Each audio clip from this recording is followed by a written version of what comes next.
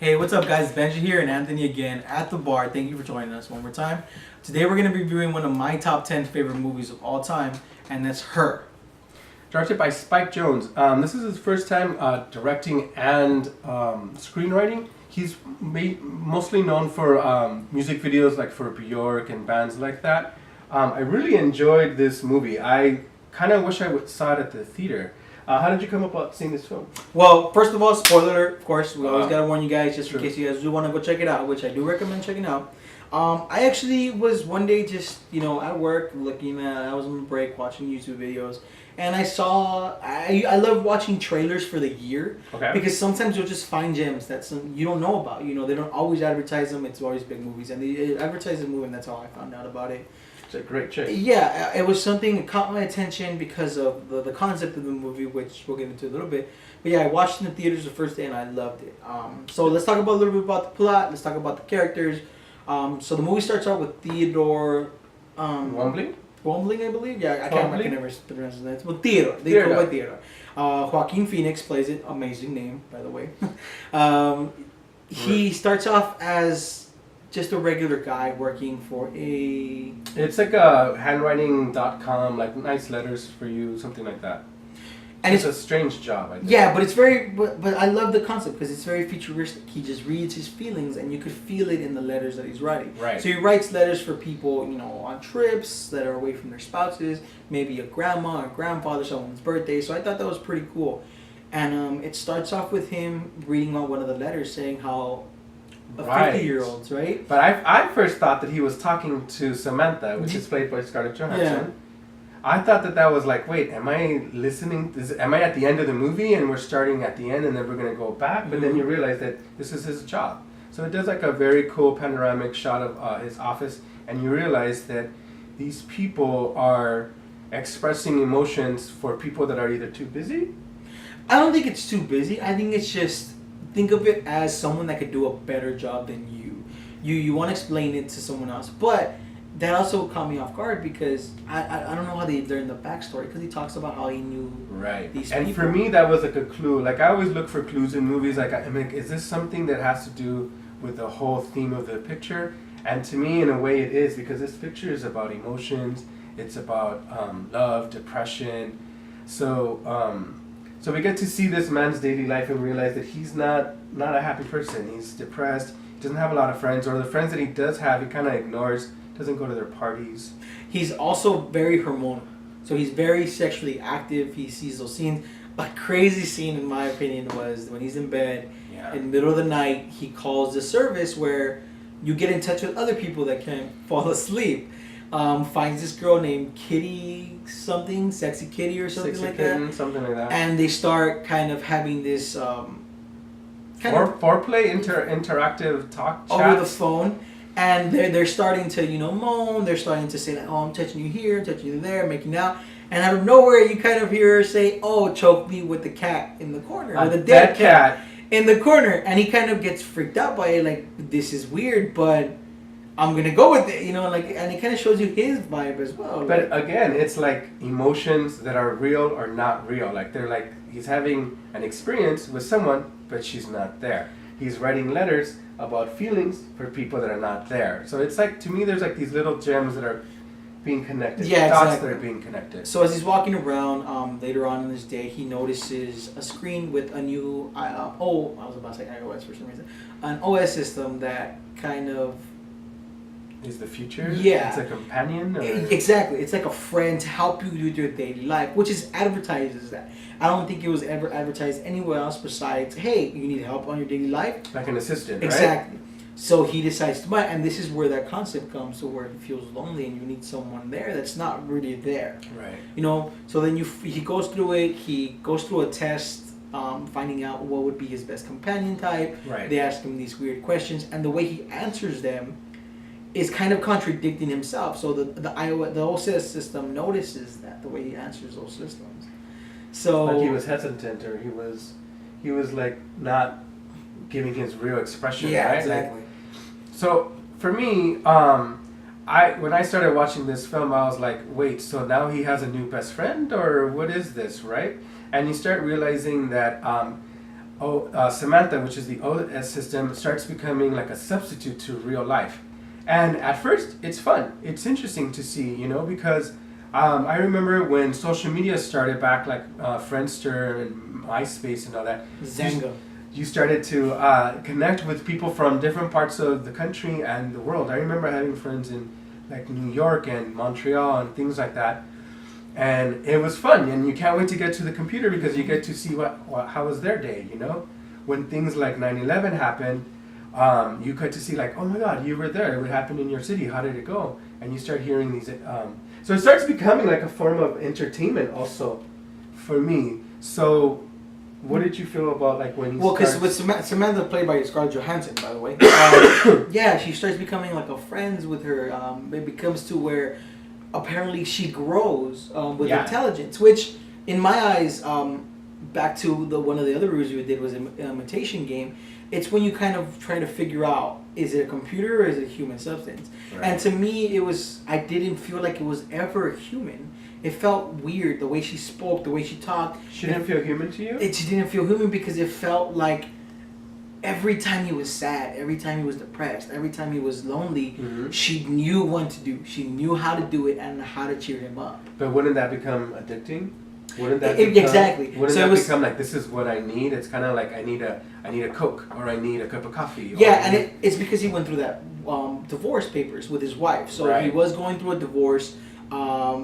Catherine, played by Rooney Mara, from the Girl with the Dragon Tattoo, excellent film. Yeah, he's going through this divorce and he hasn't signed the papers yet, and it's been like almost a year. He hasn't coped with that, and they had a problem, and that was one of the reasons that I gave my score of the movie. Why? It's that I didn't know enough about the backstory, and I didn't like that. I wanted to know more. I wanted to engage in that. But I understand why they didn't want to do that, because they really wanted you to focus on Samantha, which was the AI. And how he was falling in love with a computer. He was falling in love with this AI to a point where he does get with her. They have a surrogate, like they have a romantic. I don't know if I can say that because it's an AI scene where they actually have some foreplay over the line. Yeah. And even then, to me, it felt like she knew what to do at that moment to please him, kind of thing. See, and I thought that was a good thing, and you don't think that that's. It's not that it's not a good thing. It's that, in my opinion, because she was bringing him out of a depression. But is that healthy when it's not a real person? But that's the whole thing about this movie. Exactly. Isn't it delusion? Like, yeah, this is all a delusion. Because people start accepting this. This becomes a norm. A lot of that was the part that I didn't understand. How people were like, "Oh yeah, my boyfriend is an operating system, or my girlfriend is an operating system." Yeah, and he has a friend named Amy, played by Amy Adams, which is weird. Yeah. That she was going through a breakup as well. She divorces, right? Yeah, she divorces, and she gets to talk to the iOS of the husband, and they start developing a relationship, which is not really a. Was it more romantic? No, it was more friendly. So it was supposed to. Yeah, thing, exactly. Yeah. But she accepted it, and everyone's accepting it. Chris Pratt was in this movie, which was fun. He was Star-Lord. he was one of the greatest scenes. He kind of asks Theodore, "Hey, me and you and my wife should go on a double date with Samantha," and he's like, "Oh, it's an iOS system." And he's like, "Cool, doesn't matter. Let's just go on it. Like, who cares?" It was the most common thing in the world. I like that as well, because that's what some people need. You need that friend that's just like, you know what? Who cares? Let's go and have fun. Like, it doesn't matter. Yeah, and it's a lot of mind games. It's a lot of like playing with your mind, playing with your emotions, and what to accept and what not to. What's real and what's not real. To me, and again, this is the future, right? Like it was shot in Los Angeles and Singapore, but it's supposed to be like this one futuristic city. But to me, it just honestly, when I finished watching this film, I kind of wanted to like put my phone down and not reach for it for a very long time. Like, I think we're just too connected sometimes. So, because even the way that his house was wired, how he did the whole video game playing, and that was pretty cool. That was funny. A lot of cuss words, but it was pretty. The little kid, the little marshmallow looking dude was hilarious to me. There's a scene where he goes to like a carnival or like a fair, and he has his eyes closed, and it just shows how much of his life he's given up to her. Like, she has complete control, and I'm just like, whoa, I don't know if this is right. And you know how you were saying you pick the little things? Yeah. I don't know if you ever noticed, but every time I looked at scenes where there was people, they were always on their phone. And to me, that's scary. Yeah, they were always on their phones and stuff. And yeah, like they had the little AirPods from the iPhone 7 the new one in their ear, and you could see like all of that stuff. And yeah, it's something where, you know, you realize it's just an AI. You know, the way she broke up with him, the way that happened, the way he found out, that was insane to me. She was evolving too fast for him. Exactly. There was a scene where she wanted to bring a physical person over, and that was kind of portraying her, and that was a weird scene. That was something I was like, how do you do that? But also, like, if as you go through the film, like, this is like a relationship. Yeah. They have an amazing first six weeks to 2 months, and then little things start happening. She wants more of his time, or he wants less of her, or I don't know. I love the movie. I think this is an excellent film. Everyone should watch this film. It's beautifully shot, beautifully acted. Yes, that's something I want to talk about. The music, the cinematography, it's warm. You could feel the colors. I call it an Instagram movie because there's so many great filters in it. It's the concept, it's just shot so beautifully from the point of, you know, you see him blurry and you see the background in beautiful terms. The other way around, it's great. Like, I really recommend this movie. What do you give the score on this one? For me, this movie was an 8. I really enjoyed it. I loved how it starts off perfect and it starts falling apart towards the end. I really enjoyed that. Like a relationship. Not that all relationships fall apart, but most of them do. Yeah. And we learn and we evolve from them, and we become hopefully a better person from them. But I just was tripped out by the whole area. Oh, this is an operating system, and it's my partner, and I didn't. That's the only part that I was a little thrown off by. And you know, talking about going up and down, I feel like it came back up at the end, the way it ended, because I feel like he finally realized. I don't feel that way. I feel like he finally.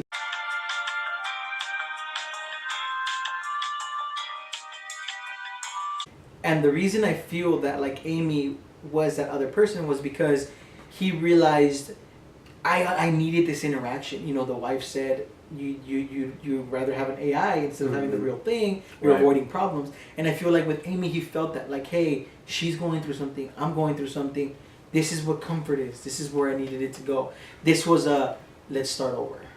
Okay, and I felt like it was going to get dark. I thought something was going to happen at the end, and we won't spoil it, but there was like this scene where I'm like, oh my god, is this where the movie's going to go in this direction? And then it ends, and I'm like, okay. Yeah, so I personally give it a 9 out of 10, and the only reason I didn't give it a 10 out of 10 was... The whole wife thing, the backstory? No, that was one, but also the Scarlett Johansson voice. I loved her. She sounded good, it was okay, but at the same time, I felt if she was too fake at points... She could read the phone book to me, I don't care. I really like her. Yeah, but like, yeah, overall it was a great movie. I do recommend it. It's not excellent like a lot film. of... It's a romantic comedy / kind of sad movie, you know? Commentary on what we're going through, maybe, with all the technology, how we're so becoming addicted to technology, yeah, so maybe? That was a really good part, and I just feel like, you know, I think a lot of people would enjoy it away from that. I feel like they... Even though it's a romantic film and a lot of people don't like that romantic cheesiness, this doesn't have it. It has an adult humor that you need, but at the same time it shows you kind of the psychological views of a lot of the social media going through. So yeah, please check this movie out. It's a really good film. One last thing, if you want to look a little more in depth into it, this film was originally a short film called I'm Here that was released in 2010 for an Absolute ad campaign. So that's where Spike Jonze got most of his ideas from. So check that out as well. Hey, what's up guys? Benji and Anthony again. Thank you for joining us at TheB.A.R game for the review for her. Hopefully you guys like it. Let us know what you guys think, okay? Join us this Wednesday when we review this piece of art that is called Howard the Duck. Came out in 1983 and, no, actually 1986. 86, yes. It's that forgettable. It's a new segment we're doing for the What to Watch Wednesday, so hopefully you guys like it. It's called Whack Wednesdays, where we review questionable movies, stuff that a lot of people didn't like or maybe liked. So hopefully you guys enjoy that. Let us know in the comments down below what you guys think about it. So remember guys, don't forget to like, comment, and subscribe on the video. And thank you for joining us at TheB.A.R again, and have a good one. See you Wednesday. I liked it, and I liked that there was an error, because it makes it more real.